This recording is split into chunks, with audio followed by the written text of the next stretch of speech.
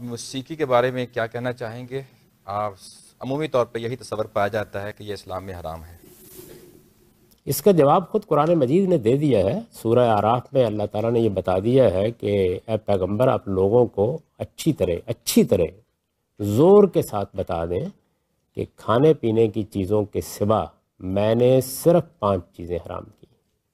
یہ اللہ تعالیٰ کا ارشاد ہے کہ اے پیغمبر آپ لوگوں کو بتا دیں کہ کھانے پینے کی چیزوں کے سوا میں نے صرف 5 چیزیں حرام کی ہیں، اور پھر اللہ تعالیٰ نے گن دی ہیں وہ چیزیں۔ فرماتے ہیں میں نے بدکاری کو حرام کیا ہے، میں نے حق تلفی کو حرام کیا ہے، میں نے لوگوں کی جان مال اور عزت کے خلاف کسی اقدام کو حرام کیا ہے، میں نے شرک کو حرام کیا ہے، میں نے اپنی طرف سے کسی چیز کو حرام قرار دینے کو حرام کیا۔ تو اس وجہ سے ان 5 چیزوں کے سوا کوئی چیز حرام نہیں۔ یہ خود قرآن مجید نے فیصلہ کر دیا۔ میں تو لوگوں سے کہتا ہوں کہ قرآن کی اس آیت کو اپنی میز پر رکھ ٹوڑا کریں تاکہ حرام حلال کی بحث ہمیشہ کے لیے ختم ہو جائے۔ یہ آپ کے پروردگار کا ارشاد ہے، اور اس زور کے ساتھ ہے کہ کل انما حرم ربی، ان سے کہہ دو اے پیغمبر کہ میں نے صرف یہ چیزیں حرام کی۔ تو اس وجہ سے جو آدمی بھی اس کے سوا کسی چیز کو حرام کہتا ہے وہ قرآن مجید کے اس سری ارشاد کے خلاف بات کرتا ہے۔ تمام فنون لطیفہ، خواہ وہ موسیقی ہے، خواہ وہ شاعری ہے، خواہ وہ ادب ہے، خواہ وہ افسانہ ہے، یہ سب بالکل حلال جائز ہیں۔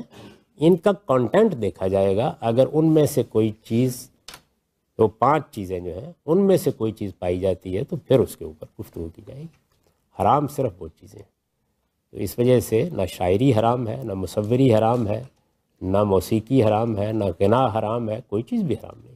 یہ ساری چیزیں اللہ کی نعمتیں ہیں، بلکہ اس آیت میں اوپر ان نعمتوں کے بارے میں اللہ تعالیٰ یہ کہتے ہیں کہ یہ جتنی زینت کی چیزیں میں نے پیدا کی ہیں، لوگوں سے پوچھو اس کو کس نے حرام کیا ہے۔ بلکہ عام طور پر ہوتا ہے لوگ کہتے ہیں کہ جی ٹھیک ہے اللہ نے پیدا کر دی ہیں تو یہ تو ہمیں نہیں چاہیے کہ ہم اچھے مسلمان اس سے فائدہ اٹھائیں۔ اس کا بھی جواب دے دیا ہے، آگے فرمایا ہے للذین آمنوا، میں نے پیدا ایمان والوں کے لیے کی۔ تو اس لیے یہ ساری چیزیں بالکل جائز ہیں۔ ان کا استعمال برا بھی ہو سکتا ہے، اچھا بھی ہو سکتا ہے۔ میں نے کئی مرتبہ یہ بتایا کہ دیکھیے مولانا الطاف حسین حالی ہمارے بڑے شاعروں میں سے ہیں، خود شاعر ہیں۔ مسدس میں کہتے ہیں کہ جہنم کو بھر دیں گے شاعر ہمارے، گناہ گار وہاں چھوٹ جائیں گے سارے، جہنم کو بھر دیں گے شاعر ہمارے۔ تو یہ شاعری پر تبصرہ نہیں ہے، یہ شاعروں نے جس طرح کی شاعری کی ہے اس پر تبصرہ ہے۔ تو کوئی تصویر، کوئی موسیقی، کوئی غنا، کوئی اور چیز اگر اپنے اندر ولگیرٹی رکھتی ہے، اگر وہ بدکاری کو فروغ دے رہی ہے، اگر اس کے ذریعے سے شرک کی تبلیغ ہو رہی ہے تو اس کو روکا جائے گا۔ ان میں سے ہر چیز بالکل جائز ہے، حرام صرف 5 چیزیں۔ حجاب